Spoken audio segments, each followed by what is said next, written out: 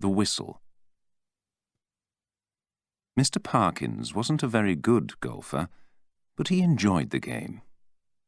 It was the middle of winter, and he planned a holiday by the sea at Burnstow, in the east of England.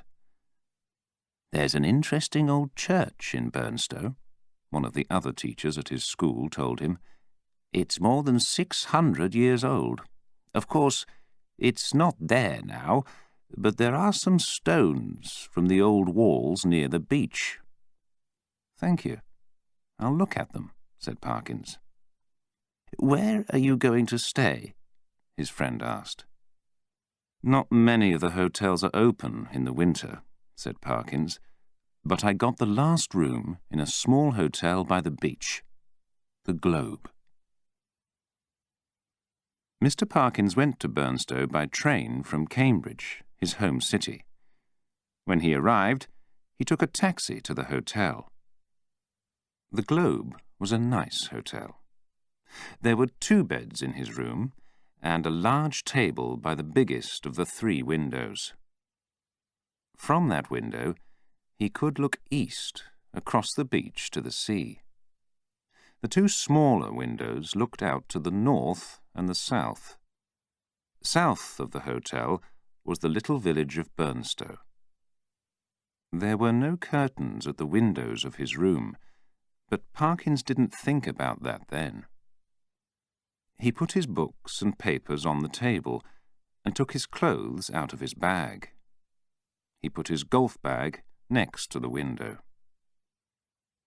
Most of the visitors at the Globe were in Burnstow for the golf. Nobody was interested in the beach at this time of the year. Parkins met one of the golfers, Wilson, at dinner that evening. They enjoyed their conversation, and Parkins played golf with Wilson the next day.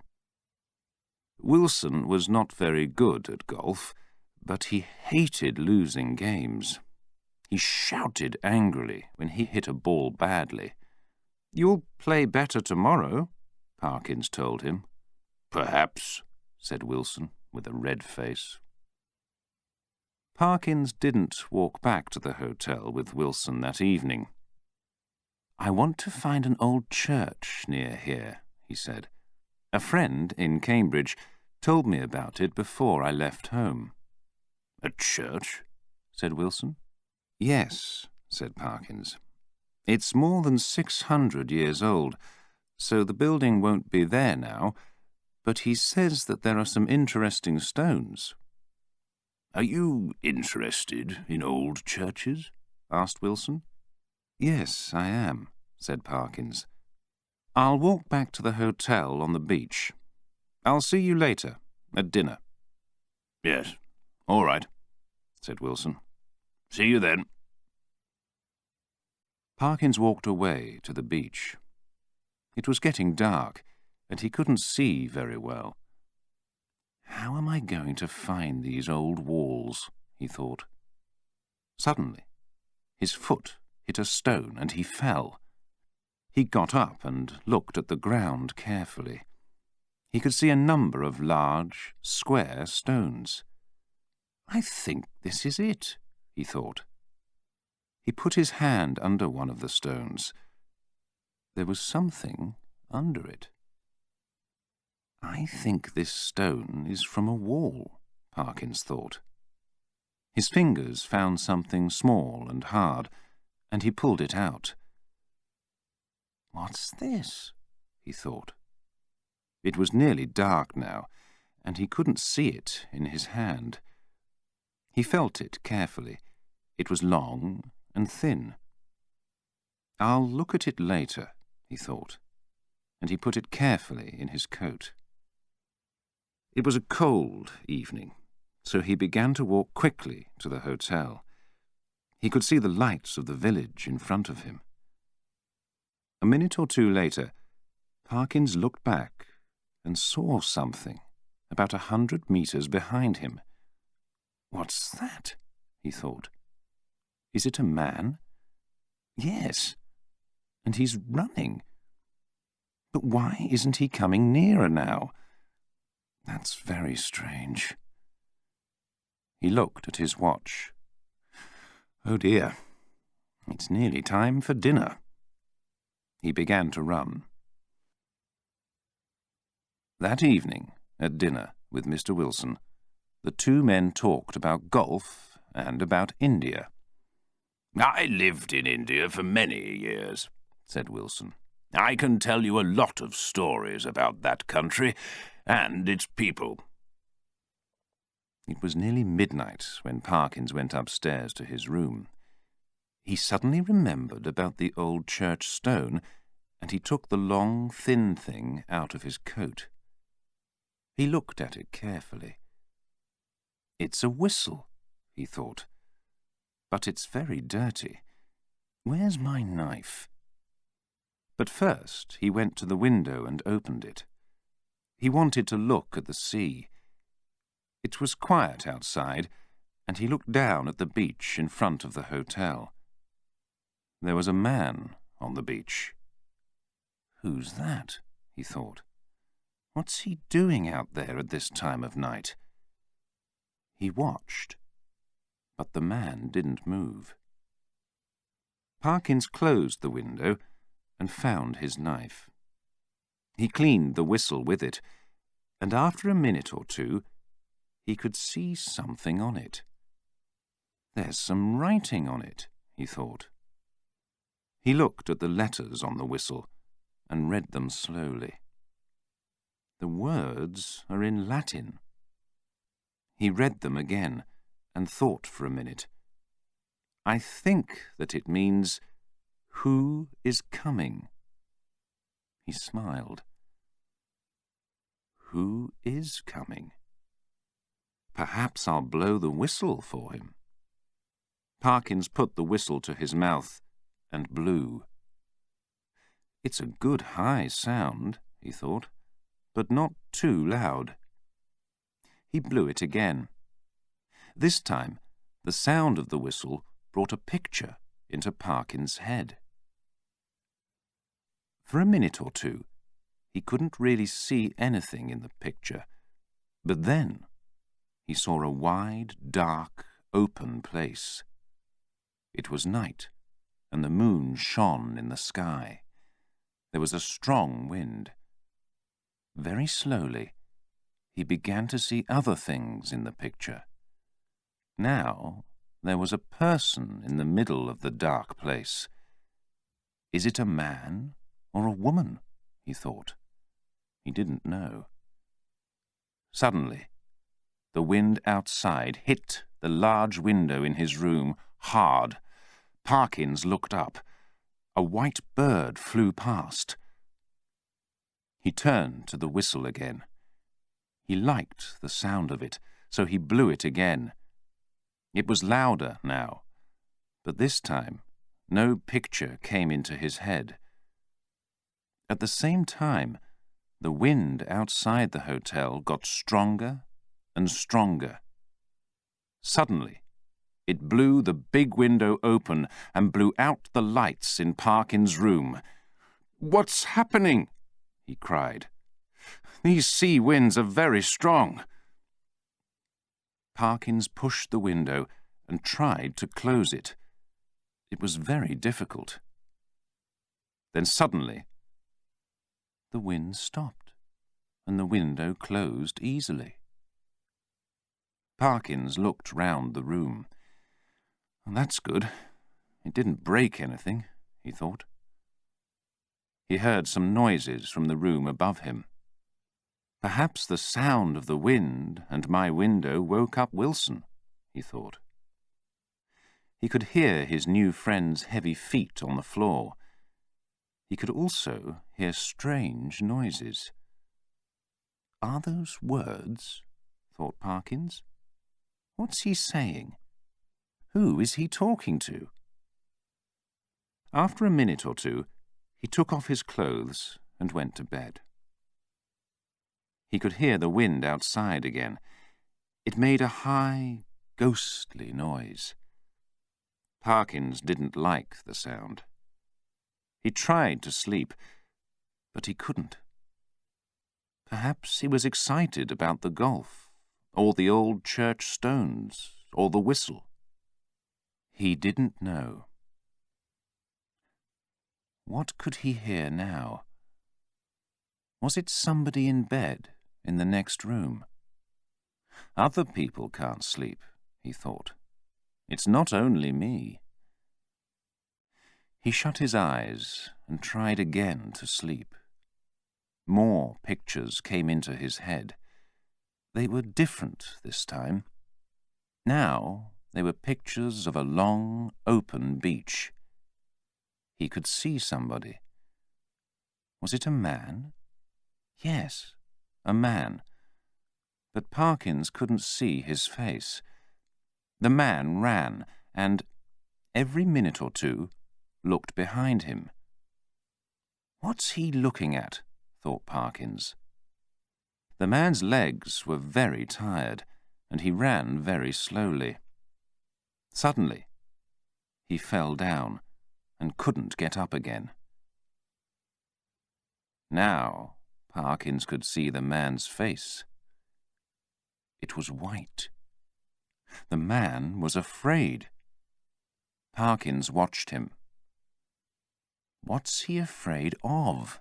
He thought. Then he saw somebody, or something. It was a long way away, but it moved fast across the open beach. Parkins began to feel afraid too. There was something strange about this, something strange about the runner. When it ran, its arms went up and down, and it ran first to the left and then to the right. It ran down to the water and then back again. A cold feeling went through Parkins. He was really afraid now. He didn't want to be near the thing, and he didn't want it to be near him. Now it was only 1 or 2 meters from the man on the beach. It stopped. And then it jumped. Parkins gave a cry and quickly opened his eyes. He didn't want to see that picture, or any other pictures in his head.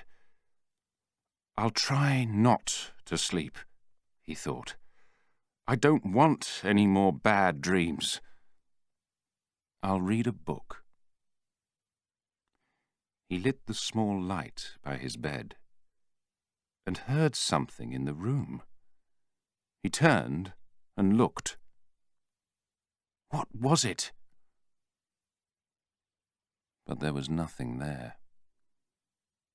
Perhaps I dreamt that too, he thought. Later, he fell asleep. He didn't put out the light. The next morning, Parkins had breakfast with Wilson in the dining room of the hotel. "Do you want a game of golf this morning, Parkins?" asked Wilson. "Yes, I'd like that," answered Parkins. "I'll see you in half an hour." After breakfast, he went back upstairs to his room. He wanted his golf clubs. A girl, one of the hotel servants, was in the room. "Good morning," he said. "Good morning," she answered. She put clean sheets on his bed. She worked quickly and easily. Parkins watched her. "Do you want some more blankets on the bed?" she asked him. "It's colder today." "Yes, thank you," said Parkins. "I didn't sleep very well last night. Perhaps some more blankets will help." "On which bed?" she asked. "Which of the 2 beds did you like more last night?" Parkins looked at her. "I only slept in one of the beds," he said. "I slept in the bed near the window." "But the sheets and blankets from the other bed were on the floor," she said. "On the floor?" Were they? I'm very sorry, said Parkins. He didn't understand it. But put more blankets on the bed near the window, please. I'll sleep there again tonight. After the girl finished, Parkins went downstairs with his golf clubs and found Mr. Wilson. "Are you ready for our game, Parkins?" asked Wilson. Yes, said Parkins. He didn't say anything about the beds in his room. Parkins played better golf that day, and Wilson was friendlier. He didn't get angry, and he smiled more than the day before. After about an hour, he said, "That was a strong and very strange wind last night. Did you hear it, Parkins?" Yes, I did, said Parkins. It was very strong. In my hometown in Yorkshire, people say, "Did somebody whistle for that wind?" said Wilson. Is that right? Said Parkins. He smiled. People in Denmark and Norway say it too, said Wilson. The two men hit some more balls and didn't speak for some time. Then Parkins gave a little laugh and said, I don't really think that a whistle will bring the wind. Don't laugh, Parkins, said Wilson. These old stories are often right. I heard many of them when I was in India. Nobody really knows. But you and I are intelligent men, Parkins said. We know that ghosts aren't the answer. People see a stranger on the beach night after night, and each time that stranger whistles, and each night a strong wind blows. So they think that the whistle brings the wind. But it's only the weather. Last night I blew a whistle. I blew it 2 or 3 times, but— Did you? Said Wilson. He was suddenly interested. Have you got the whistle with you? No, it's in my room, said Parkins. I'll show it to you later. I found it yesterday. It was under one of the stones from the old church. I told you about the 600-year-old church yesterday. Do you remember? Yes, I remember, said Wilson. What happened? I fell over a wall, said Parkins. Then I found the whistle under a stone. It was very dirty, but I cleaned it. Be careful when you use it, said Wilson. Or don't use it. Perhaps that's best. Some strange things happened in some of those old churches and graveyards in the past. You don't want to wake up any ghosts. Parkins smiled, but he said nothing. He wasn't afraid of an old whistle or of ghosts and graveyards. The two men finished their game of golf. They had lunch, then played a second game in the afternoon. They played well and forgot about whistles and old churches and strange winds. It was early in the evening when they walked back to the Globe. They were near the hotel when a boy ran into them. He threw his arms round Wilson's legs and nearly pushed the older man down to the ground. I'm sorry, he said. Wilson began to shout at him angrily. You stupid child! What were you— He stopped. The boy was afraid of something. His face was white. What's wrong? Wilson asked. He spoke a little more kindly now. The boy didn't answer. What is it? Parkins asked him. Tell us. What are you running away from?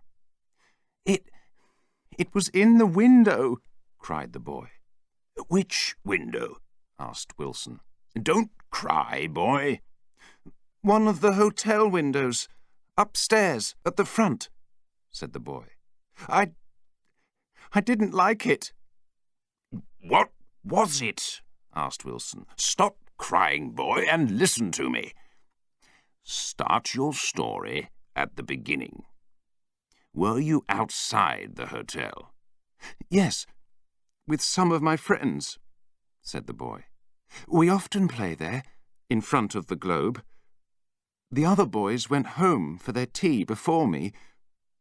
5 minutes later, I began to walk home. And then I saw it." He started to cry again. "Don't be afraid," Wilson said. "Tell me." "I looked up, and I saw something at one of the hotel windows," said the boy. It was, I don't know, something ghostly, something white. I couldn't see its face, but it saw me. Its hand went up when it saw me." "It saw you?" said Parkins. "Was there light in the room?" asked Wilson. I don't remember," said the boy. "Which room was it?" asked Parkins. "Was it the top window?" said Wilson. "Or was it the window below it?" "It was the window below it," said the boy. "The big window, with the 2 little windows next to it." "My room," said Parkins quietly. "All right, boy," said Wilson. "Run home now and don't be afraid. It wasn't a ghost. It was only a game. Next time, go into the hotel and tell somebody. Here's some money. Now, go home and forget all about it." The boy thanked him and walked quickly away. The 2 men stood there. "That's very strange," said Wilson. "Yes, it is," said Parkins. "I don't like it. Will you come up to my room with me for a minute, Wilson?" The 2 men went into the hotel and upstairs to Parkins' room. "Look at your bed," said Wilson. The sheets and blankets were on the floor. "That's not my bed," said Parkins. "That's my bed, near the window." "But you're right, Wilson. Somebody or something was in that other bed today." "Was everything all right when you left the room this morning?" asked Wilson. "Yes," said Parkins.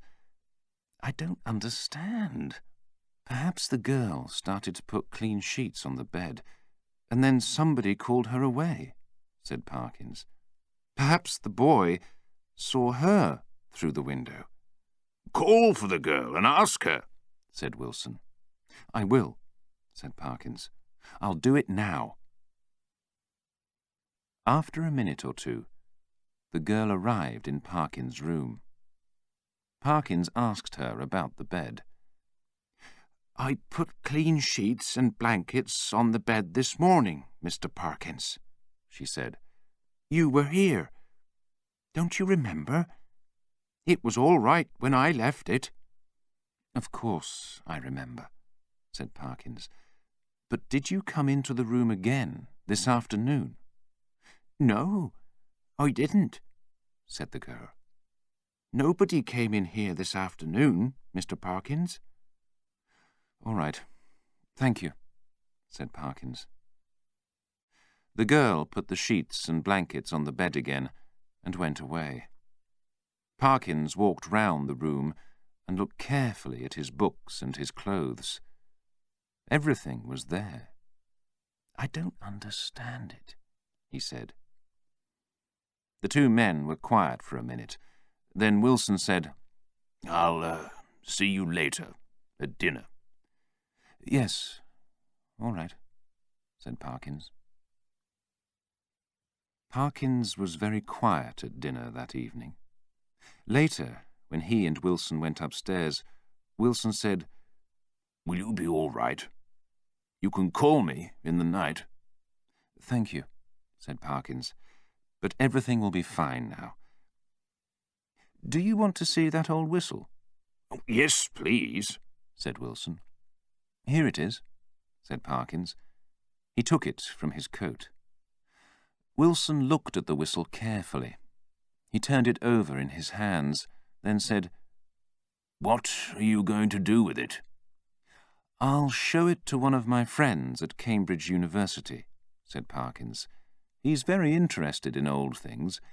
He'll know more about it." "I don't like it, Parkins," said Wilson. "Throw the whistle away. Throw it into the sea. You won't do that, I know. But I think the whistle is dangerous." Parkins laughed. "No, I don't think I'll throw it away," he said. "It's too interesting." "I'm going to bed," said Wilson. "I'll see you in the morning, Parkins. Good night." "Good night," said Parkins.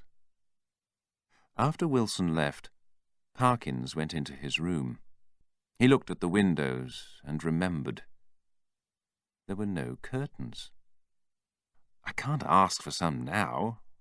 It's too late at night," he thought.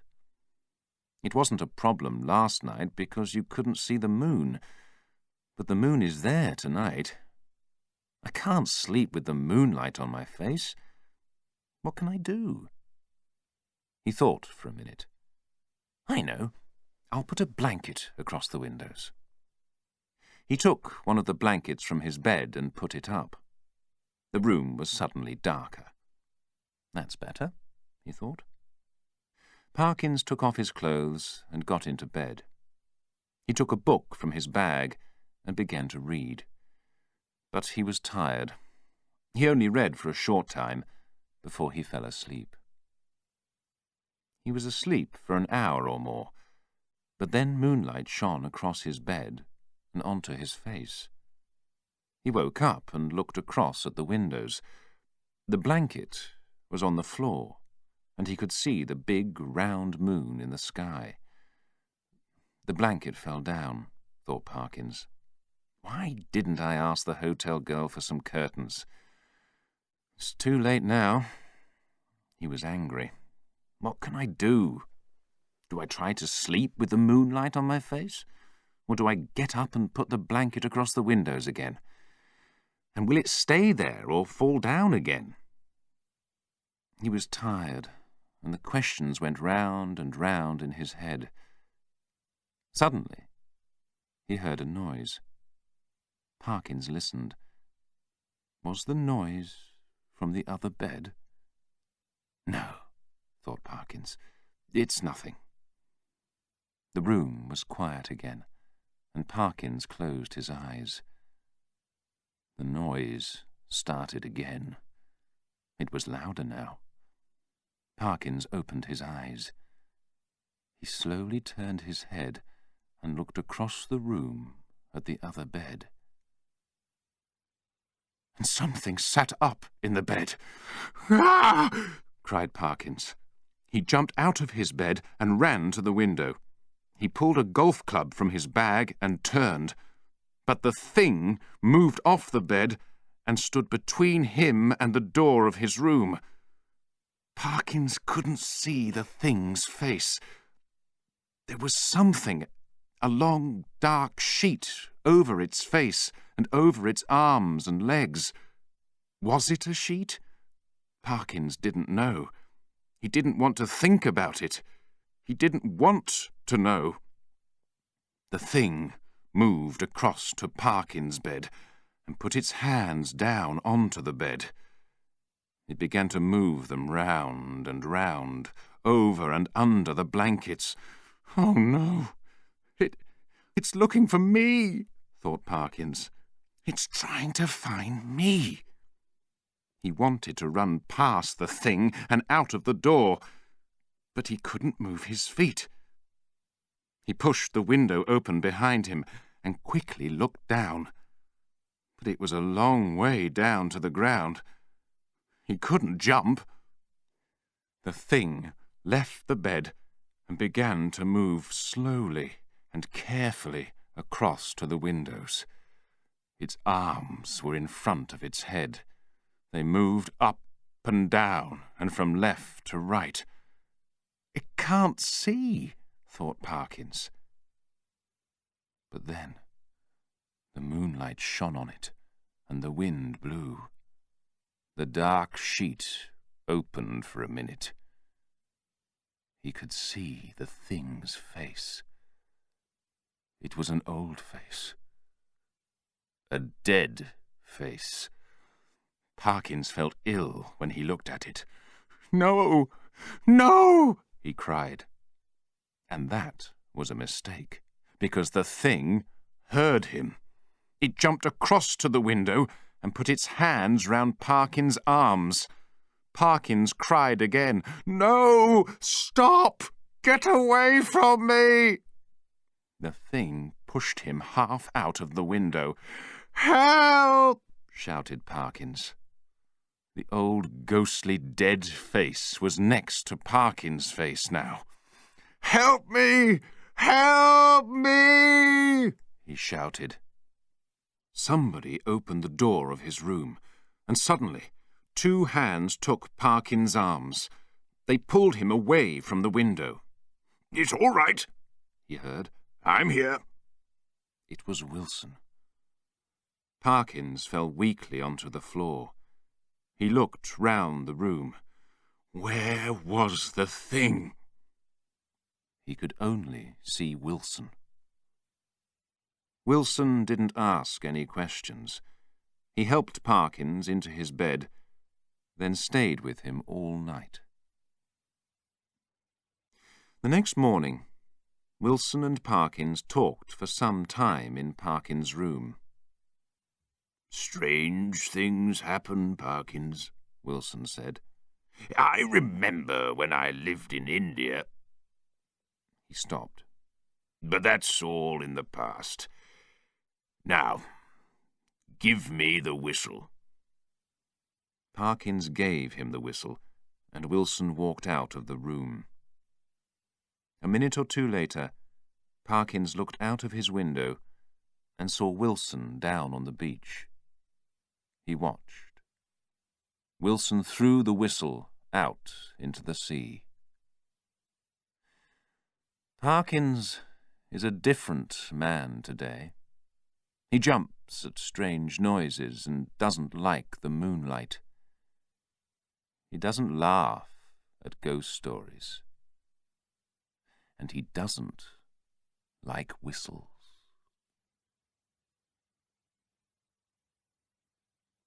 Dead Men's Eyes.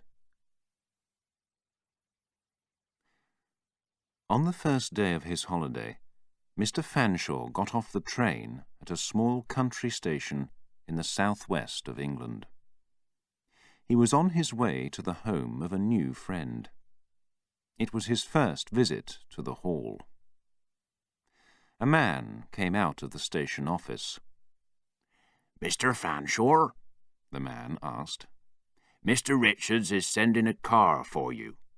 It will be here in 2 or 3 minutes. But it was a sunny afternoon in June, and Fanshaw had his bicycle with him. "Will you send my bags to the house in the car, please?" Fanshaw asked the man. "It's a lovely day, and it was a long, hot train journey. I think that I'll go to the Hall on my bicycle." He left his bags in the station with the man from the office and got on his bicycle. "Which way is it?" he asked. "Go up this road for half a kilometre," the man answered. "Then turn left at the top. After another kilometre, turn right. That road will take you to the Hall." "Thank you," said Fanshaw. It was not more than 3 kilometres to his friend's house. The sun was warm, and the birds sang in the trees. Fanshaw enjoyed the journey. The house was large. It wasn't old, and it wasn't new. It stood in the middle of a park of tall trees. "I'm going to like it here," Fanshaw thought. "It's a good place for a quiet holiday." Henry Richards was outside the front door of the house when he arrived. He was a big man, about 60 years old. He had a red face and grey hair. "Fanshaw, my dear friend," he said when he saw his visitor. "Hello, Henry," said Fanshaw. "It was a long journey, but this is a beautiful place." Richards smiled. "Tea is ready in the garden," he told Fanshaw. "Patton, my servant, will put your bicycle away. I always have tea in the garden when the sun shines." It was a lovely, warm afternoon. They sat under the trees and had their tea. "This is wonderful," said Fanshaw. When it was nearly 6 o'clock, Richard said, "Let's walk up the hill. You can see a long way across the country from the top. We can leave here now and be home before 8 o'clock. Would you like that?" "Yes," said Fanshaw. "I'm ready now. But have you got any binoculars?" Richards thought for a minute. "Yes, I have," he said. "I never use them. I can't see anything through them, and they're old and very heavy. You can carry them." Fanshaw laughed.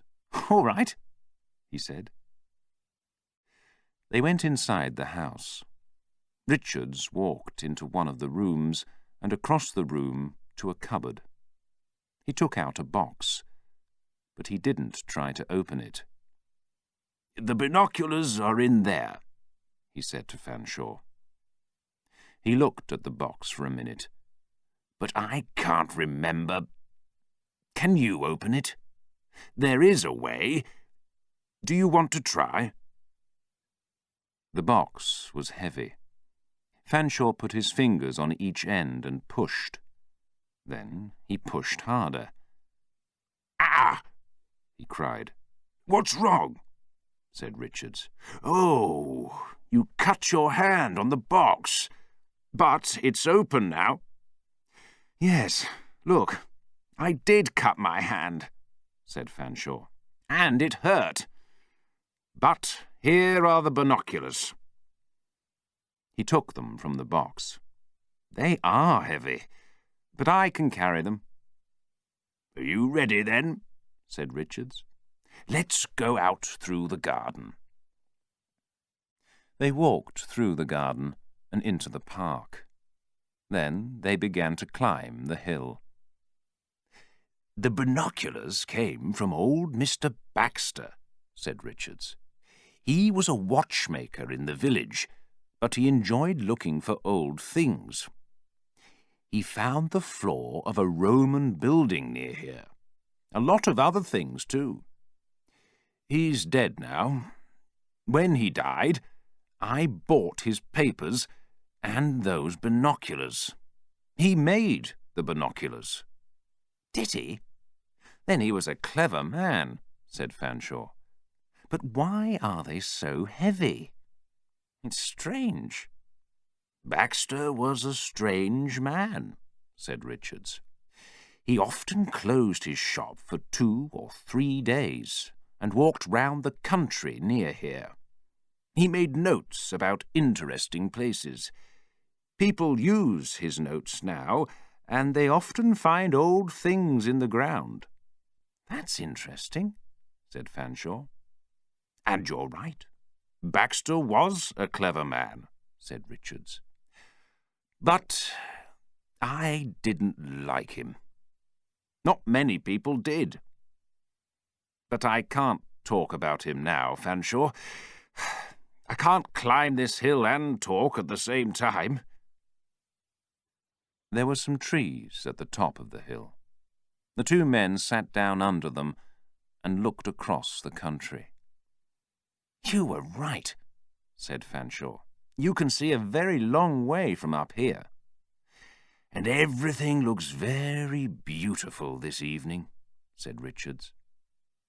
The tops of some of the hills were green and open. Other hills had trees on them. There were little grey houses below, and Fanshaw could see the white smoke from a train. The men sat quietly for some minutes.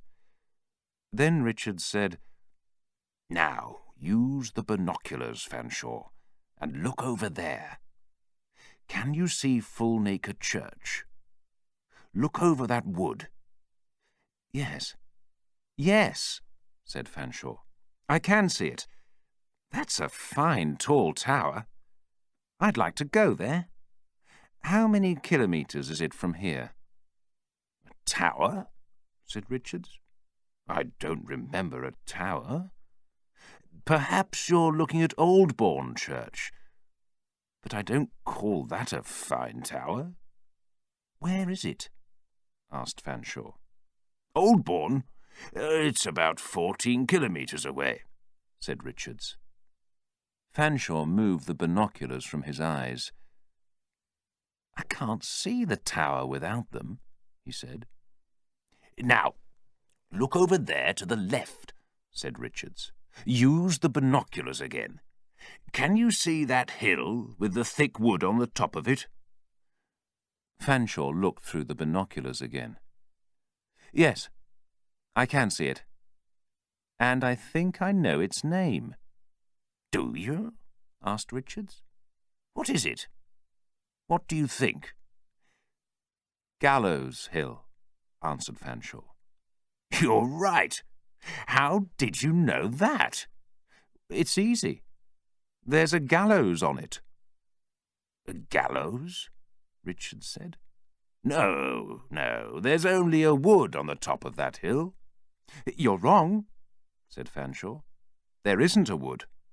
There are no trees. It's open on the top, with the gallows in the middle. Who put that there? And I think that there's something on the gallows. No, perhaps there isn't. Perhaps I'm wrong." "You are wrong, Fanshaw," said Richards. "There's no gallows on that hill. There's a thick wood, but that's all. Give the binoculars to me.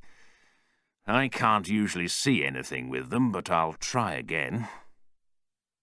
Fanshaw gave him the binoculars, and Richards put them up to his eyes. "Nope, I can't see anything through them," he said. Fanshaw looked at the hill again. It was 5 or 6 kilometres away. "It's very strange," he said. "There is a wood when I look at it without the binoculars." He took the binoculars from Richards and looked through them again. "But now I can see the gallows. And there are people on the hill. But when I take the binoculars away, I can only see trees. Perhaps the evening light is playing games with my eyes. I'll come up here earlier in the day tomorrow, when the sun is on Gallows Hill." "You saw people up there?" said Richards. "What are they doing there at this time of the day? Look again, Fanshaw." Fanshaw looked through the binoculars again. "Yes, there are some people." "What are they doing?" asked Richards. "They're walking away now. And now—" "Oh, what is it?" asked Richards. "There is something on the gallows. Is it a man?" "These binoculars are very heavy. I'll have to put them down. But I was right, Richards. There's no wood on the top of the hill, only open ground and the gallows." Fanshaw thought for a minute. Then he said, "Do you have a map at the hall?" "Yes," said Richards. "Good," said Fanshaw. "I'll use it tomorrow.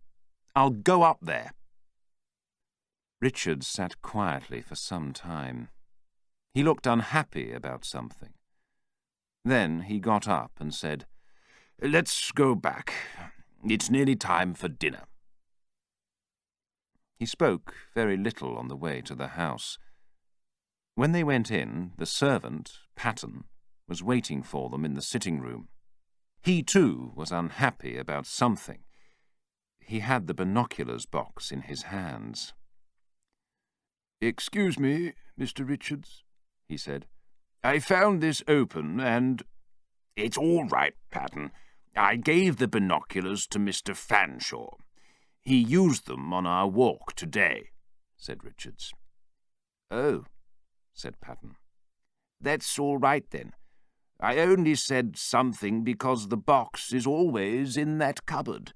And you remember, Mr. Richards—" Fanshaw couldn't hear any more of the conversation because the servant began to speak quietly to Richards. After a minute or two, Richards answered Patton with 2 or 3 words and a short laugh. Then he turned to Fanshaw again. "Come and see your room now, Fanshaw," he said, and they went upstairs. Later, the 2 men had dinner. They didn't discuss Gallows Hill again that evening. After dinner, they talked for a short time, then went to bed. That night, Fanshaw had a dream. In the dream, he walked in a garden of flowers. After some time, he stopped in front of some old grey stones, from a church, perhaps. The stones were on the ground between the flowers, and one of them had pictures on it. Were they pictures of people? Fanshaw didn't know. He pulled the stone out of the ground. A note fell by his feet, and he read the words on it. "Don't move this stone. J. Patton." The ground was open under the stone. Fanshaw moved nearer and looked down. Something moved. Suddenly, a hand came up out of the ground. Slowly the hand got bigger and bigger. It was thin and dirty, and it had hair on it. It moved nearer to Fanshaw's leg. He gave a cry and woke up. "It's all right," he thought. "It was only a bad dream." But Fanshaw couldn't sleep for some time after that. He tried to remember the pictures on the stone, but he couldn't. There was something not right about them. But what was it?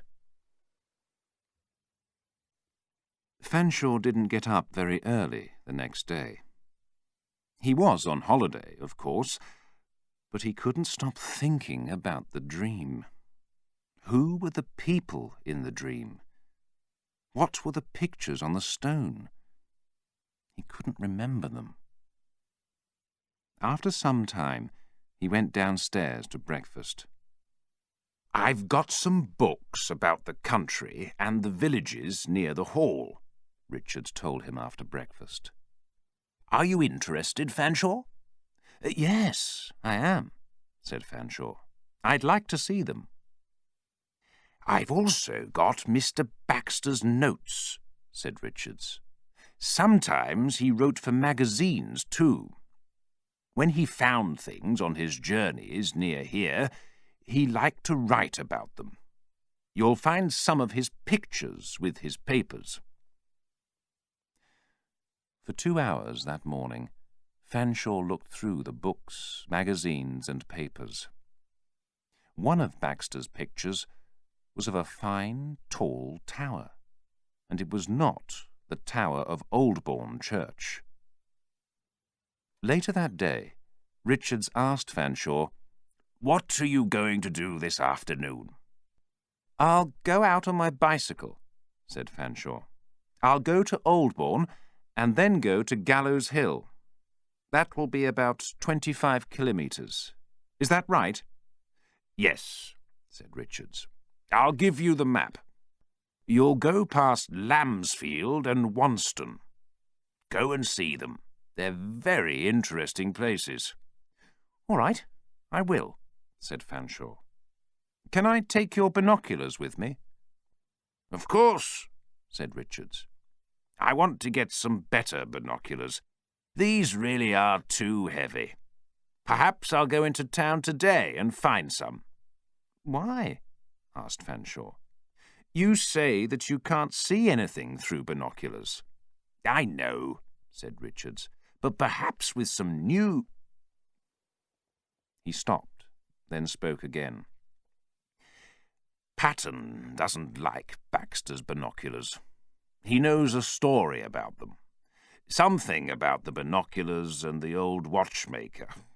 This morning he said, "After last night, I'll have to tell you the story." He's going to tell me later. He said, "After last night," said Fanshaw. I had a very bad dream last night. Did he have a bad dream too? He didn't sleep well, said Richards. He looked very old and tired this morning. I'd like to hear his story too, Fanshaw said. Perhaps he can tell us when I come back. All right, I'll ask him, said Richards. It was 9 o'clock that evening when Fanshaw arrived back at the hall. You were a long time, Richards said. What happened? I'm sorry I'm late, answered Fanshaw. I had problems with my bicycle. I had to push it for the last 3 or 4 kilometres. It wasn't easy. Richards called to his servant. Patton, get Mr. Fanshaw a large drink. Yes, Mr. Richards, said Patton. Richards turned again to Fanshaw. Have a quick bath and then come down to dinner. They had dinner, and Fanshaw told Richards about his journey. I arrived in Lambsfield without any problems, and I went into the church there, he said. The windows were very interesting, but I couldn't read some of the writing on them. Did the binoculars help? Asked Richards. No, said Fanshaw. Not inside the church. Not inside anywhere. But I took a photograph of the window. Perhaps I can make the picture bigger and read the words later. Where did you go then? Asked Richards. I went to Wanston, said Fanshaw. That was an interesting place. And after that, I went to Fulnaker and Oldbourne. It's very strange about the tower. I saw a tower through the binoculars from the top of the hill yesterday evening. Do you remember? Yes, I remember, said Richards. But Oldbourne Church is very different, said Fanshaw. And there are no buildings more than 10 metres tall in Fulnaker now. But it did have a tower. I read about it in one of your books. Really? Said Richards. Yes. And I didn't tell you about Baxter's picture of Fulnaker, said Fanshaw. Baxter's picture? Said Richards. A picture from one of his notebooks? Yes, said Fanshaw. Yesterday, when I saw that tower from the hill, I saw the tower in his picture. But why did Baxter do a picture of something when it wasn't there? I don't know, said Richards. Tell me about Gallows Hill. He turned to his servant. Patton, come and listen to this. Mr. Fanshaw saw something on Gallows Hill. I told you about it earlier today. I remember, Mr. Richards, said Patton. And I know that... Yes, all right, Patton, said Richards quickly. Your story can wait. Let's hear Mr. Fanshaw's first. He turned back to Fanshaw. So, did you come back through Ackford and Thorfield? I did, and I looked inside their churches, said Fanshaw. Did you find them interesting? Asked Richards. Yes, they were very interesting, said Fanshaw. Then I looked at the map and found the way up to Gallows Hill. I pushed my bicycle up to the top, and there was the wood. Did you hear that, Patton? Richard said to his servant. Mr. Fanshaw saw the wood. No gallows, only the wood. I was right. You were right, and I was wrong, said Fanshaw. There was a wood. I can't understand it. It's a thick wood, and I pushed my bicycle in front of me to get through the trees. Then I began to have problems with the bicycle. I'll come to open ground in a minute and see the gallows, I thought. But I didn't. I walked and walked, and I'll tell you something, Henry. I didn't like the place. I really didn't like it. Did you hear that, Patton? Richard said again. He turned to his servant. Mr. Fanshaw didn't like Gallows Hill. He isn't the only person, sir, said Patton.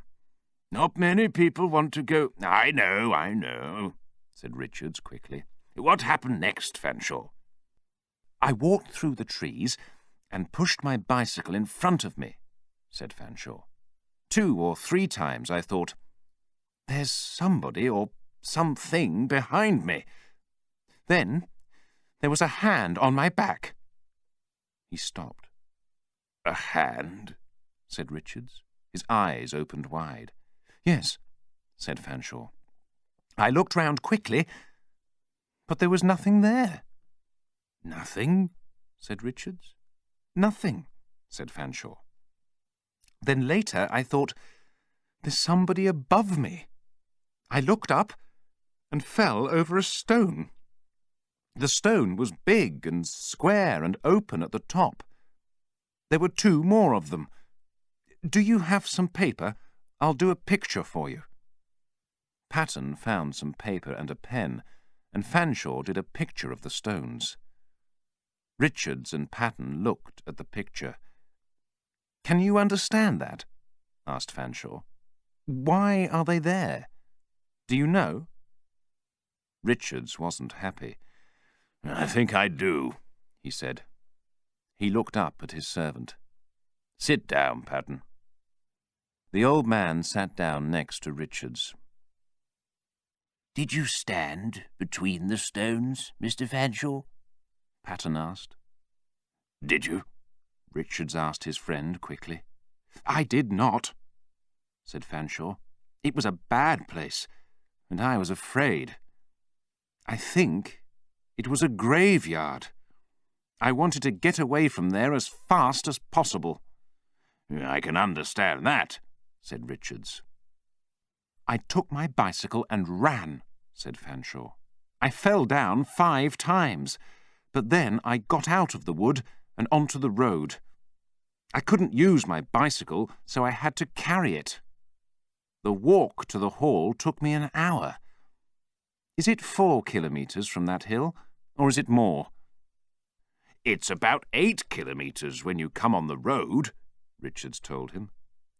That's my story, said Fanshaw. What's your story, and Patton's? My story, said Richards. I haven't got a story. But you were nearly right about the graveyard. There are a lot of graves up there. Isn't that right, Patton? Yes, said Patton. That's right. You heard Mr. Fanshaw's story, Richards said to him.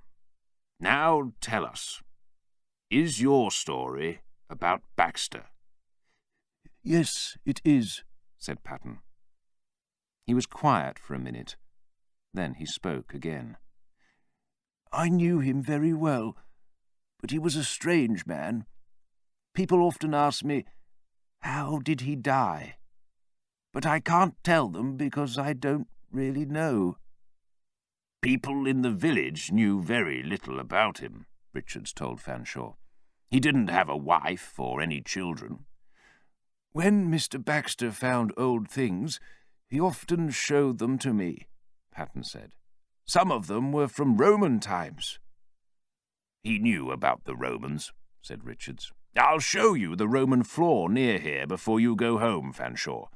Thank you, said Fanshaw. Baxter never went to church, and people talked about that, Patton said. And what does he do at night? They asked. Where does he go? Men often saw him when they were on their way to work in the mornings. They saw his eyes, open wide and afraid, and he never spoke a word to them. He always carried a bag, and he always came down the same road." "He was a strange man," said Richards. "After those nights," said Patten, "Baxter never opened his shop the next day. A woman worked for him in the shop, but she had to stay at home on those days. He didn't want her there with him." "Why not?" asked Fanshaw. "I don't know," said Patten. "But one day, at about 3 o'clock in the afternoon, there was a noise from inside the shop. There was a lot of smoke. It came out of the windows, and people could hear Baxter's shouts." "What happened next?" asked Fanshaw. 3 or 4 men broke down the back door and ran inside," said Patten. "One of them told me about it later. There was a really bad smell in the kitchen, he told me, from something in a cooking pot. There was an accident, and it went over Baxter's legs. We sat him on a chair, and one of the men went to the pot. Baxter shouted at him, but—" "What was in the pot?" asked Fanshaw. "The man looked into it, but he could only see old bones," said Patten. "Animals' bones? Men's bones?" asked Fanshaw. "I don't know," answered Patten. "Somebody went out and found the doctor." "Dr. Lawrence?" said Richards. "He's a good man." "Yes," said Patten. "But Baxter didn't want the doctor to go into the kitchen. 'Carry me upstairs before he comes,' he shouted. His legs were really bad. After that day, it was nearly 2 months before Baxter left his shop again." "Why didn't you tell me all this before?" said Richards. Patten looked at the floor and said nothing. "Dr. Lawrence told me about his visits to Baxter," said Richards. "One day, he was in Baxter's bedroom when he saw a little black mask. He put the mask on his face. He wanted a smile from Baxter, but Baxter shouted at him from the bed, 'Put it down! Do you want to look through a dead man's eyes?' 'What do you mean?' Lawrence asked him. 'It came from a dead man,' Baxter said. "A dead man?" said Fanshaw. "Those were his words," said Richards. "What did he mean?" asked Fanshaw. "I don't know," said Richards. "Later, Lawrence said to me, 'I think Baxter made that mask from the bones of a dead man's head.' He didn't really know, of course. But let's hear your story, Patten." "Yes, Mr. Richards," said Patten. "All this happened some years before Mr. Baxter died. When he was well again, he started to find a lot of old things again. But near the end of his life, he began to make those binoculars. But he couldn't finish them. He wanted something for them, and he didn't have it." "What did he want?" asked Fanshaw. "I don't know," said Patten. "I saw the binoculars one day, and I said to him, 'Mr. Baxter, why don't you finish these?' He said to me, 'When I do that, you'll hear about it, Patten.' Then, one summer evening, I went past his shop, and he was outside. He smiled at me. 'I've finished my best work today,' he said. 'I'll go out with them tomorrow.' 'Do you mean the binoculars?' I asked. 'Can I see them, Mr. Baxter?' 'No, you can't,' he said. 'They're in bed for the night. And when I show them to you, you'll pay, Patten.' And those were his last words to me. That was June 17th. A week later, something strange happened. George Williams lived in the house next to Mr. Baxter's shop, and that night George heard noises." "Noises?" said Richards. "What noises?" "Somebody fell, George thought," said Patten. "George got out of bed, and went to the window.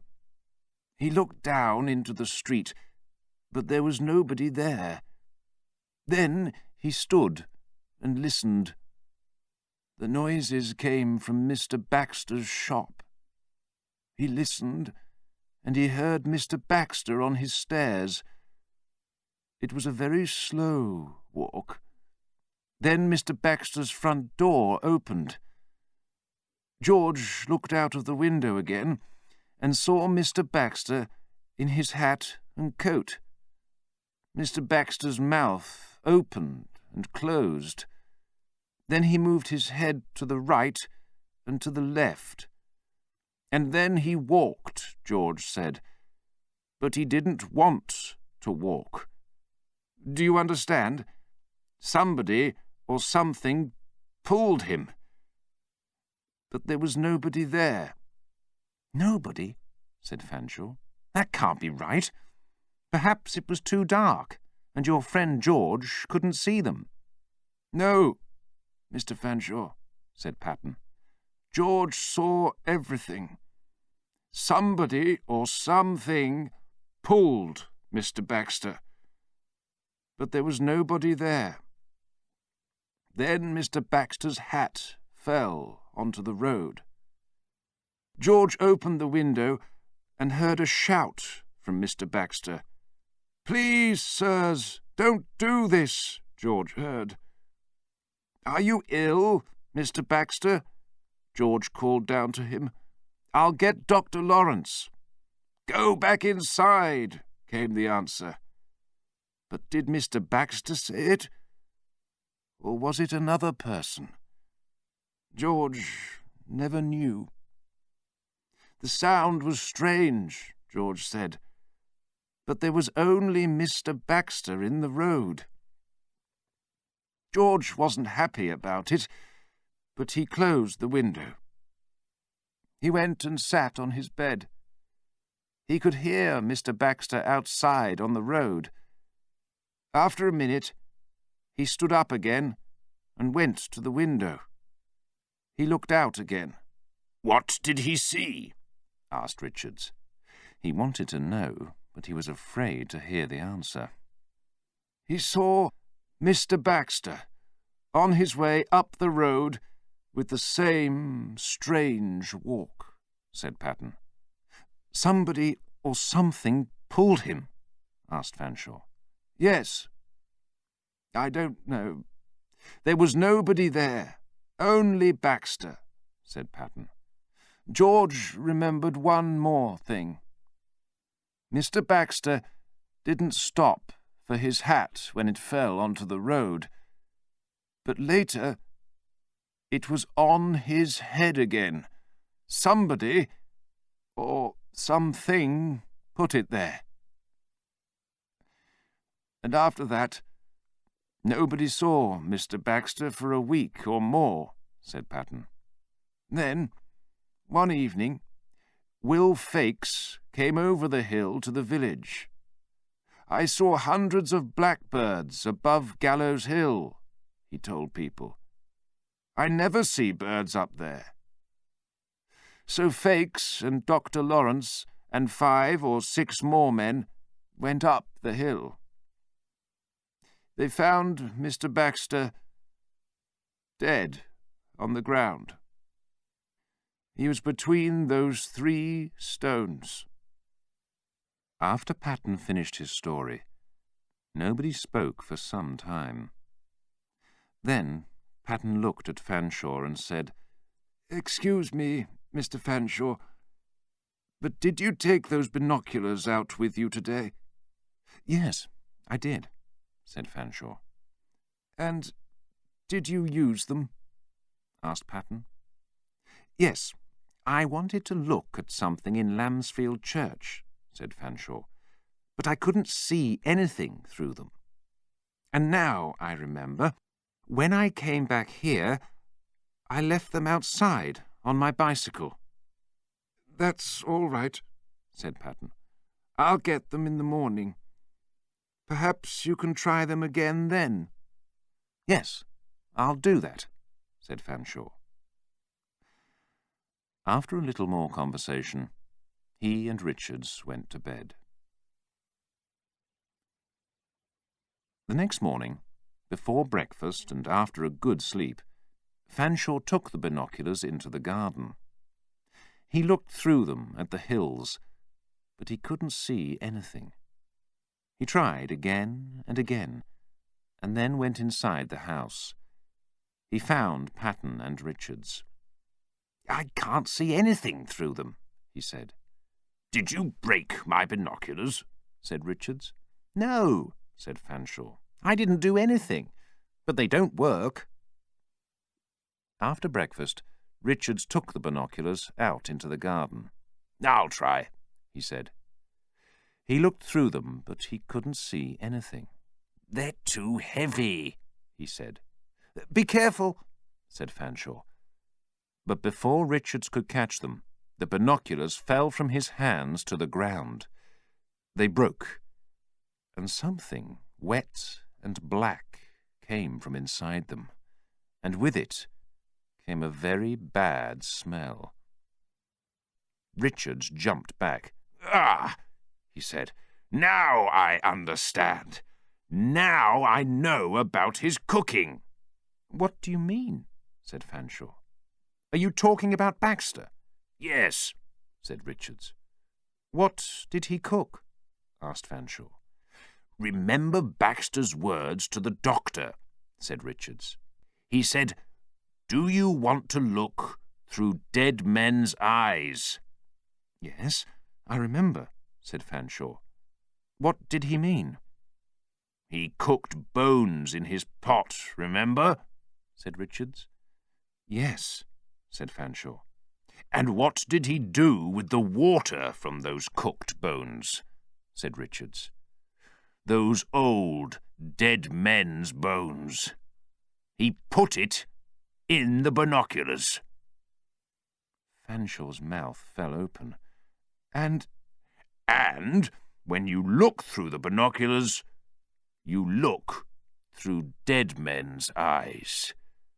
But the ghosts of those dead men were angry," said Richards. "They didn't want him to take their bones from the ground." "So it was the ghosts of those men," began Fanshaw. "Yes," said Richards. "Those men died on the gallows, and their ghosts carried Baxter away and killed him on Gallows Hill." He looked at the binoculars. "I don't want to see these again. We'll put them back under the ground. It's the best place for them." "Yes, you're right," said Fanshaw. "But what happened to them? Why couldn't I see through them today?" "You took them into a church," Richard said. "I think that's important. After you visited the church, you couldn't see anything through them. After you visited the church, you couldn't look through dead men's eyes." "Yes, you're right," said Fanshaw. "But Baxter had the binoculars for a week after he finished them," said Richards. "What did he see in that time? What did he see through those dead men's eyes?" "I can't answer that," said Fanshaw. "But do you remember his picture of Fulnaker Church Tower?" "Yes," said Richards. "There was a tower in the past," said Fanshaw, "but it isn't there now. And it wasn't there when Baxter lived here."